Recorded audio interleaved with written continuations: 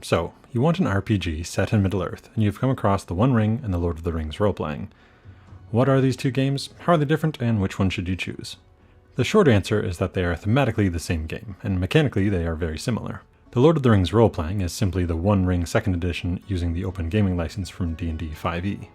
The stories you will be telling will be the same in either version, and the structure of the game is the same in The Lord of the Rings Roleplaying as it is in The One Ring.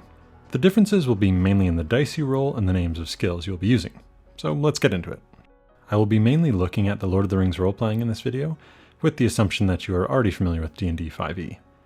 If you wish to get a full explanation of the rules and systems in The One Ring, you can find videos on all the mechanics on this channel.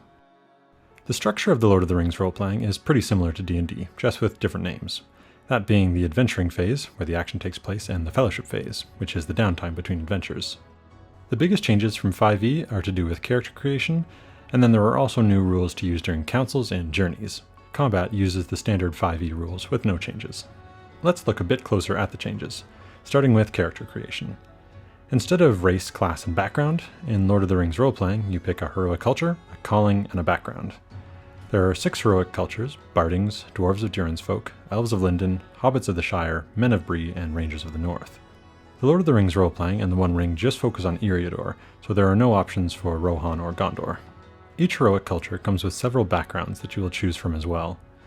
If you are coming from The One Ring, these are essentially the character life paths that you may have got if you backed one of the Kickstarters. These backgrounds work the same as in D&D, giving you some skill and tool proficiencies, but they also give you some distinctive features, which are notable traits about your character.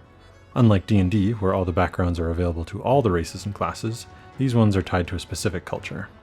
Callings work similar to classes in D&D, dictating your hit dice, starting gear, and some of your proficiencies. As you level up, your character will gain additional features. Characters in Lord of the Rings Roleplaying are low power, so you'll notice that leveling up only goes to 10 instead of 20, although there are some suggested features to give players who pass the 10th level threshold.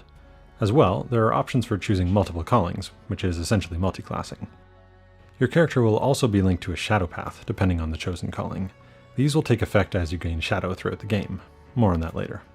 Each calling is also separated into 2 categories at 3rd level, like subclasses in D&D. Some of these are the different titles that a captain may have, or the speciality that a treasure hunter focuses on. There's also some new artwork here that if you are coming from The One Ring, you might not have seen before. There's a new element called crafts that does not exist in The One Ring. Crafts represent obscure branches of knowledge that have been forgotten by most people. A character from any calling could gain a craft when leveling up. But they are also built right into the Scholar calling, which has craft slots that work similar to spell slots in D&D. Players will also have rewards and virtues to choose from during the game. Rewards are armor or weapons with extra beneficial properties. Virtues are similar to feats from D&D, and there are 2 kinds, common and cultural. Any player character can choose a common virtue, while cultural virtues can only be selected if you are of that specific heroic culture. The final changes to character creation from D&D are that the company will have access to patrons and fellowship points. Fellowship points can generally be spent to gain advantage on a roll. Patrons are notable figures in the world, such as Gandalf, Bilbo, or Balin, to name a few. These patrons will have benefits associated with them that sometimes require spending a fellowship point. They are also an excellent source of quests and sometimes of assistance if the players find themselves in a tight spot. Moving on to adventuring, we'll take a look at councils first. This works pretty similar to The One Ring. Councils do not need to be used for every social encounter, just important formal meetings where the heroes need to convince another party of something. In a council, the heroes will have a limited number of attempts to achieve 1 to 3 successful skill rolls. First, a spokesperson will introduce the company by making a charisma check. The outcome of this roll can give players re-rolls during the council, or may impose disadvantage. The players will now make a number of skill rolls, with role-playing, to try and achieve a number of successes equal to the difficulty of the council. This section also includes a table for XP gained during a council, which is a nice reminder that there are more ways to gain XP than just through combat. Moving on to journeys, this is another element that is handled differently from standard 5e games. The heroes will need to choose roles for the journey, those being a guide, a hunter, a lookout, and a scout. Players will set their route, and the player acting as a guide will make a travel skill check to determine if an event happens and where. If an event does take place, it will target one of the other roles and force the players to make a skill check.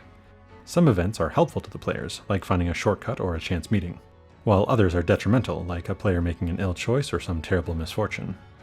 Each event type will have effects that will either happen or be avoided depending on the result of the skill roll. Multiple events might happen on the way from one location to the next. The rules for Journey continue until the heroes reach their destination. Then all players must make a Constitution saving throw to avoid gaining levels of exhaustion. And then finally, just like in Councils, there's a table to show how much XP the players earn for their travels. Over the course of adventuring, heroes are likely to gather shadow points. These represent the character's spirit being broken by the horrors they encounter, and perhaps commit. If a player's shadow points get too high, certain conditions will be inflicted upon the character. This works a little differently from how it does in the One Ring. In the Lord of the Rings role-playing, there are two different conditions, miserable and anguished. A miserable player will have all 1s and 2s rolled on their d20 count as a failure, while an anguished player will have disadvantage on all rolls. Players whose shadow points reach its maximum value will see their character suffer a bout of madness, and begin their journey down the shadow path dictated by the character's calling. This is something you are going to want to avoid.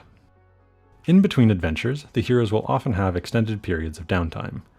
In the Lord of the Rings role-playing, this is called the Fellowship phase, and there are specific actions that can be taken during this time. This might be studying maps to prepare for the next adventure, studying magical items, or even writing songs. There's also a special Fellowship phase that can only happen once a year called Yule. This is a longer break during winter, with some special actions that can only be taken during this period. There are a few other minor changes from the standard D&D 5e rules, but this should give you an idea of the major changes. As well, there are options for creating powerful items and weapons, a number of stat blocks for enemies to face, detailed descriptions of the different areas of Eriador, and a short adventure to play. At this point, you might be wondering which game to go for, the Lord of the Rings role-playing or the One Ring. This will of course come down to personal preference, but if I was to recommend one over the other, I would say the One Ring is better. After all, it came first, with all its mechanics really custom built around the themes of Tolkien's works. However, if you think it would be hard to convince a group that is used to playing D&D to learn a whole new system, the Lord of the Rings role-playing does a pretty good job of adapting the One Ring's rule set. Although, there is enough new stuff here that it feels almost like players will have to learn half a new system anyways. I also feel like this 5e conversion is a bit of an afterthought compared to the One Ring. The book is not formatted quite as nicely, the PDF that I have isn't linked so I can't navigate to a section by clicking on it. In the One Ring, there is a good system for piercing blows and opportunities for superior successes, and that is missing here, although it feels like it could have been implemented by rolling 5 over the DC. That is all for now. If you have played both systems, please mention anything I missed in the comments, or let me know which version you prefer and why. The next video out on this channel will be a review of Beowulf, Age of Heroes, and then after that it will be a bunch more content for the One Ring. Thanks so much for watching, have a great day.